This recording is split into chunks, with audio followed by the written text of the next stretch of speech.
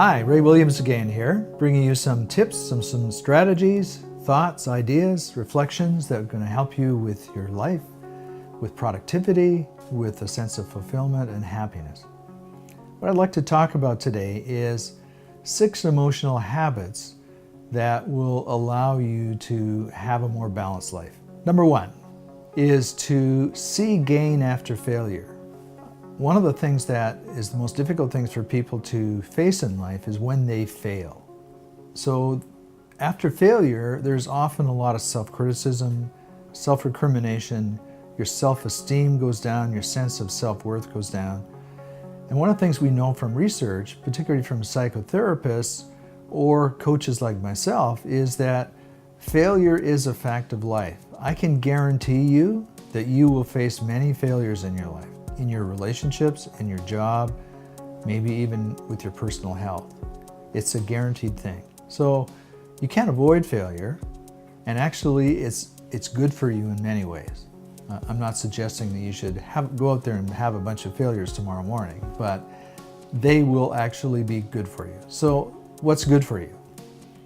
First of all, the good part is to focus on what is it that you can learn from this failure. And we've often heard that expression, as you learn from your mistakes. Actually, most people don't learn from their mistakes, they repeat their mistakes. So it's a process that you need to go through when you learn from failures, and it's essentially these 3 things. Number 1 was, would I do anything different next time if I was in the situation that I did that time that may have contributed to the failure? So that's one useful kind of reflection. Number 2 is realizing that you can't control all the variables in that failure. In other words, there are outside influences, including other people or events, whatever, that could have contributed to that failure occurring. There is something to be said about being in the right place at the right time and having the right connections that can explain success for many people. And there's lots of studies to show that really, really successful people never made it on their own. They always had help. The third thing you can learn from failure is to not be self-critical, but to take responsibility. There's a difference. You can take responsibility by reflecting on what did I do that may have contributed to that failure. And then once you take that responsibility, to leave it behind and think more in terms of, you know what, I'm not perfect. No one's perfect in this world, and the next circumstance, I'm going to give it everything I can to do the best I can as well. Number 2 is to find meaning in loss and trauma. When you've lost something in your life, when you've had a failure, when there's been a setback, and it could be a personal health setback, a relationship setback, a work setback, is what's some meaning you can take out of that?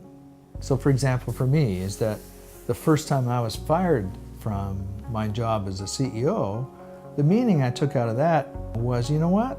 I'm not as omnipotent and as smart and as great as I thought I was. I'm only human, and you know what? They fire people that are pretty good at what they do as well as people that are not very good at what they do.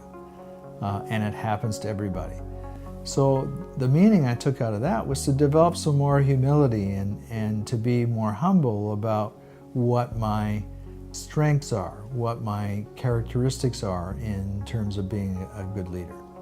Number 3, when you do have failure, is to avoid what's called rumination. So I just talked about thinking back to that particular failure and reflecting on what you can learn from it.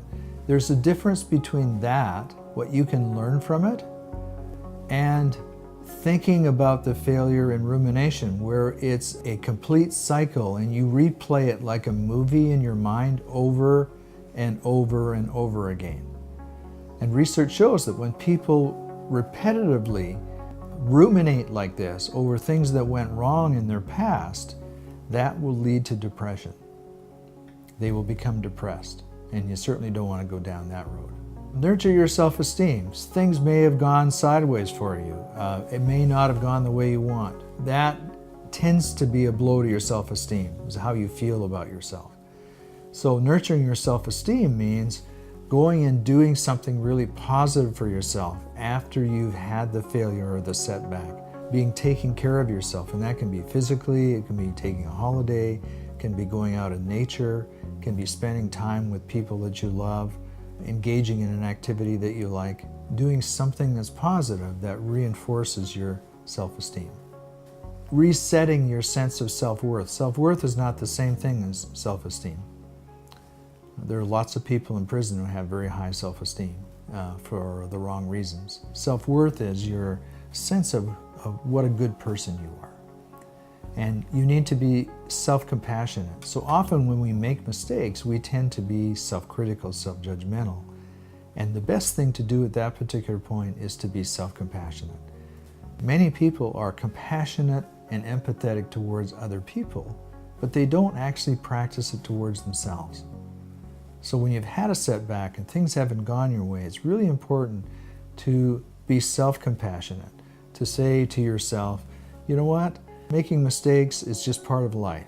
I have flaws just like everybody else, and I'm going to be kind to myself and not beat up on myself. Number 6 is to avoid excessive guilt by whatever it is that you've done that's resulted in the failure or the mistake that you've made. And what I mean by excessive guilt is when you carry guilt about something that's gone wrong that you may feel responsible for, sometimes you can carry that for years. And again, it's going through a self-reflective process of admitting your responsibility, seeing what you've done to contribute to the situation, being self-compassionate, and then moving on and saying to yourself, okay, what can I do now about future situations? So hopefully those tips and techniques, those strategies are helpful for you about this topic. You can get more of that on my website at raywilliams.ca. Sign up for my free newsletter there. And in the meantime, take care.